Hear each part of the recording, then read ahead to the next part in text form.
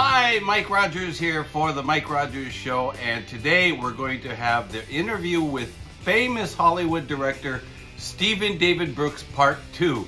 And if you didn't see Part 1, the link is down here. It's really an interesting talk, and everyone's going to love it. So here we go, Stephen David Brooks Part 2. Okay.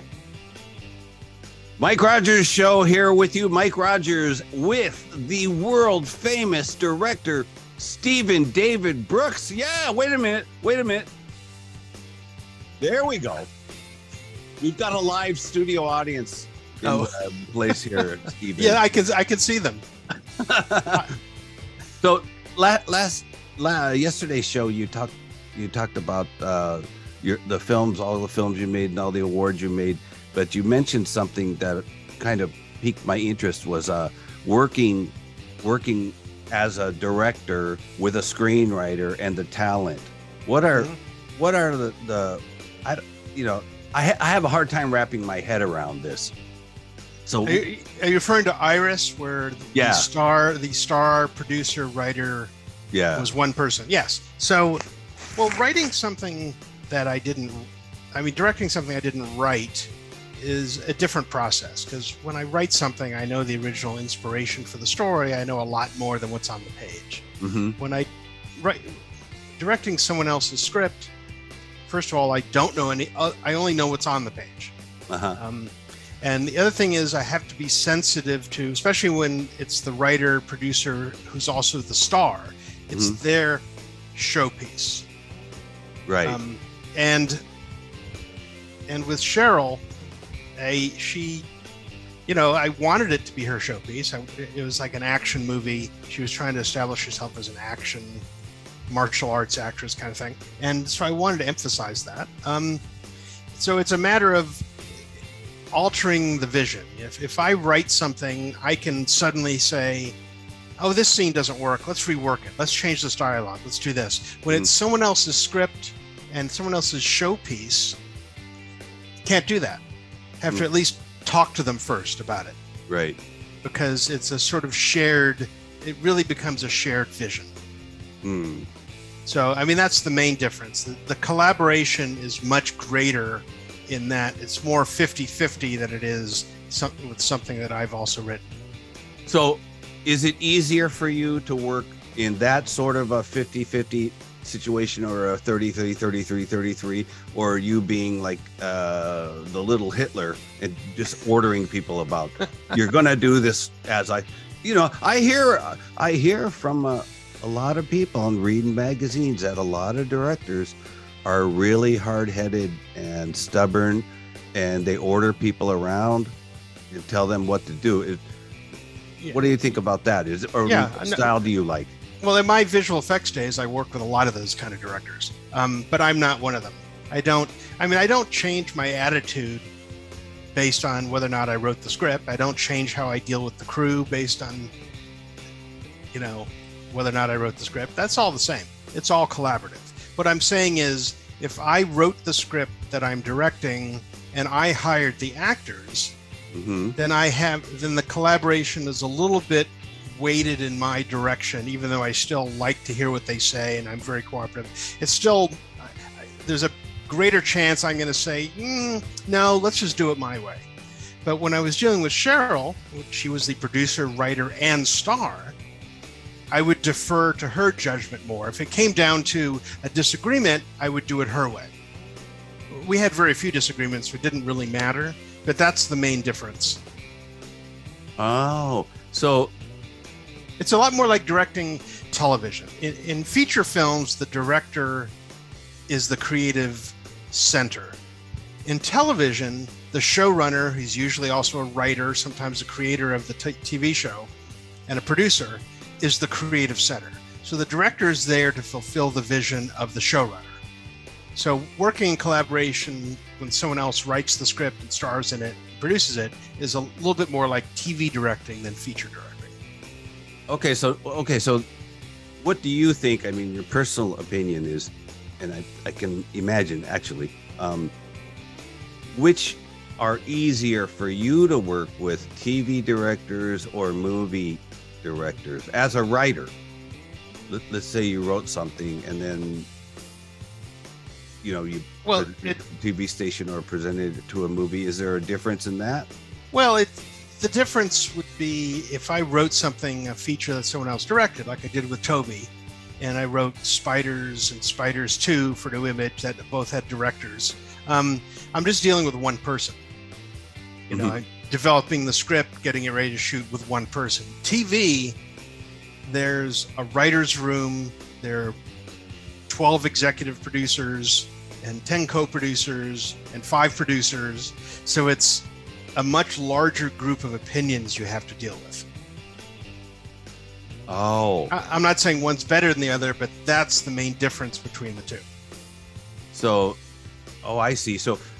But in the TV, you make a TV show or whatever, you write a TV show, and there's like 20 people, producers that...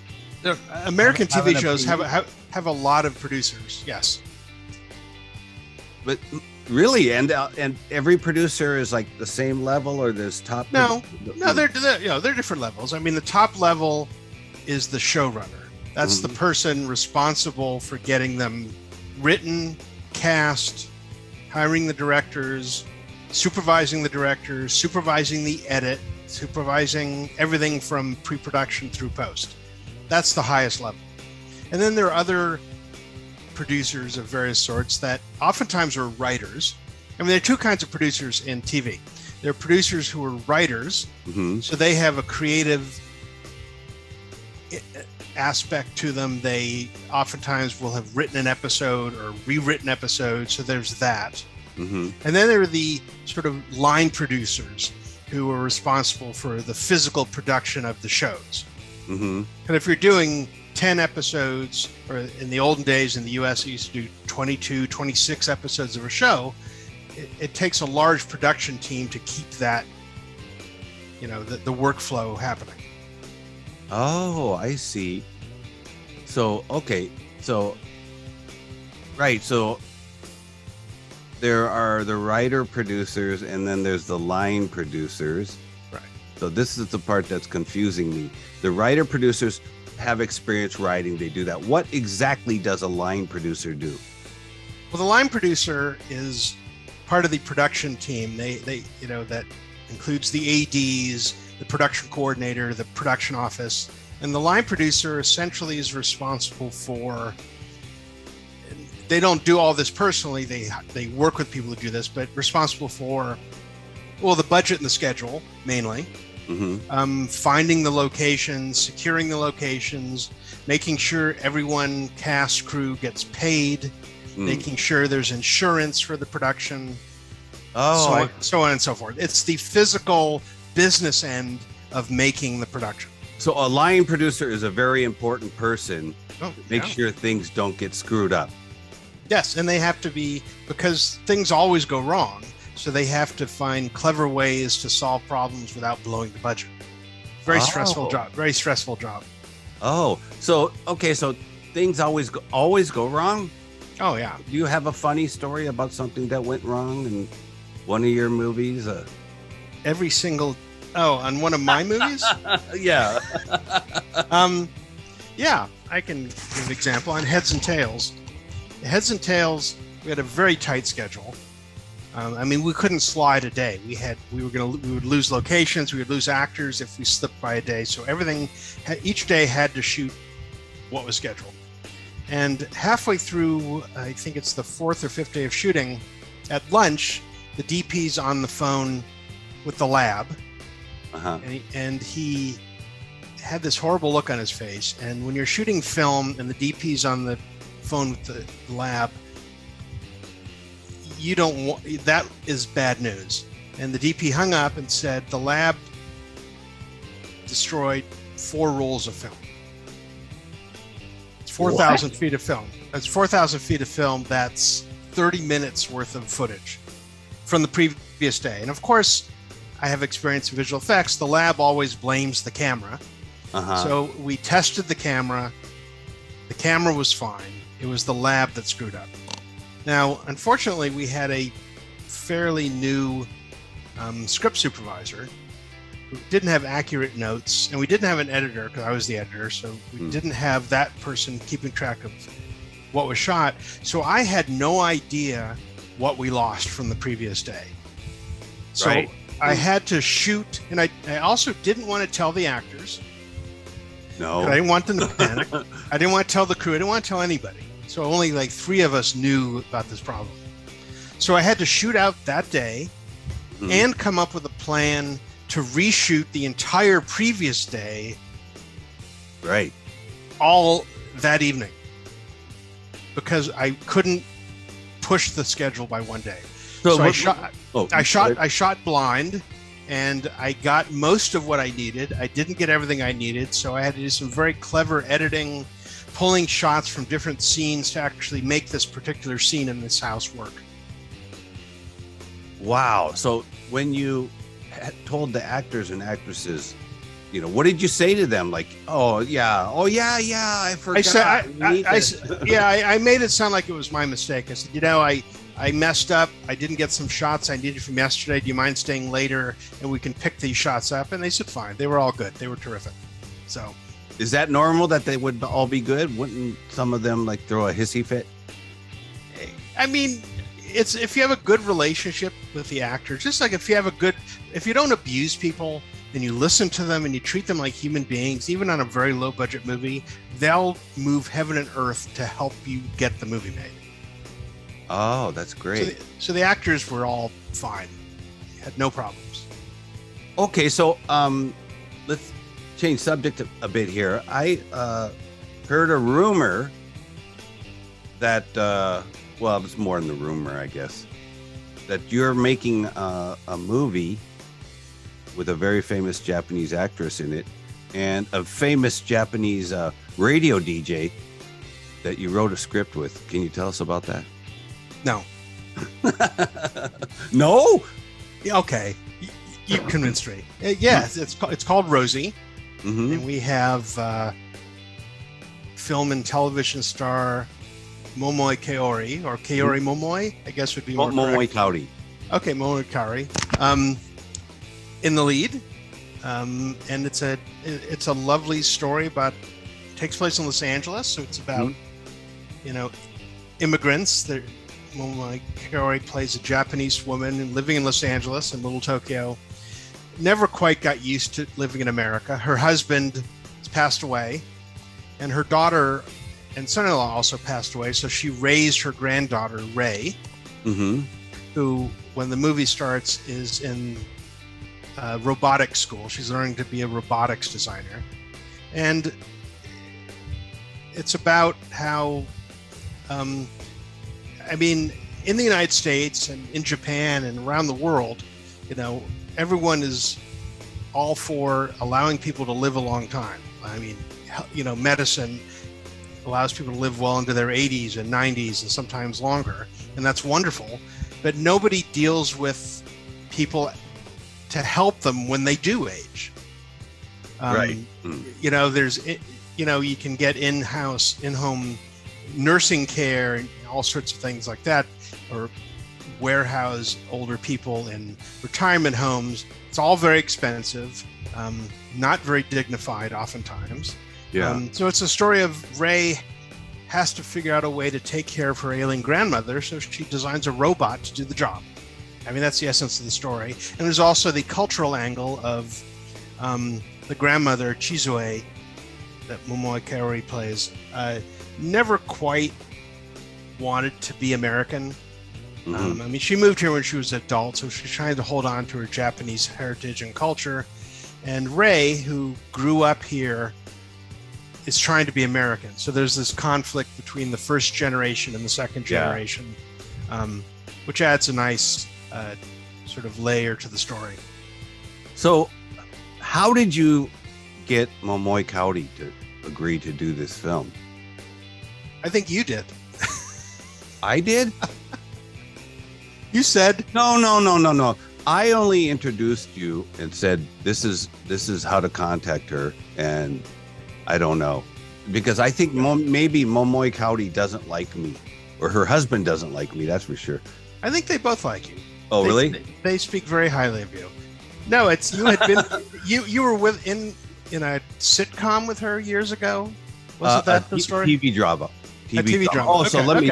Can I tell you about that? So, what the story was? It's called. It's your show. Tell me. Okay, Hana Hendo, and it was about Hana Hendo-san in Japan is like a priest a long time ago used to walk around the country, and if the priest just showed up at your house one day, knocked on your door, it was considered like a great honor to feed and let the guy stay there.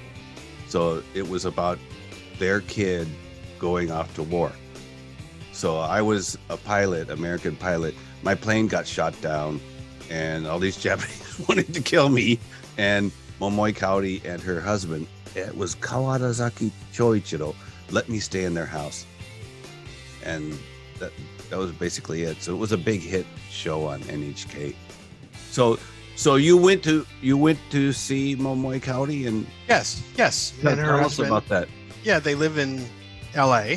They invited me to their house, and we just had a lovely chat. I mean, the reality is, no matter how big an actor or actress is, how far they've gotten in their career, how many awards they've won, they're always looking for that next great role, something where they can, as we say here, stretch their acting muscles, you know. Yeah. And she just loved this idea that she loved the cultural conflict. You know, she lives in LA now, so she understands what it's like being a foreigner in LA, although everyone in LA is a foreigner. I mean, it's a city of immigrants, right? But she gets the cultural references, and she just and she and I hit it off really well, and she seemed to like my vision for the film, so she signed on. Wow. And this film is now entered in some kind of film festival in Korea now. Is that what it is? And the results, the yay or nay is coming tomorrow or day after tomorrow or something like that. Yeah. It's a market where they set you up, where they choose some projects to support, and they set you up with production companies in Busan. Oh. So yeah, I think August 1st they said we'll hear. So by the time this airs, we'll either be yay, we're going to Korea, or like. I don't want to go to Korea in August, that's for sure. No, the actual event is September, October. Oh, okay, good. That's good then. Okay, well, folks, I'm talking with Stephen David Brooks, a famous Hollywood movie director, writer. He does everything. He knows everybody. He's won tons of awards. We're going to be back to talk to him about I don't know what, but we're going to be back to talk to you. Okay. In tomorrow. So thank you so much, Stephen. Okay.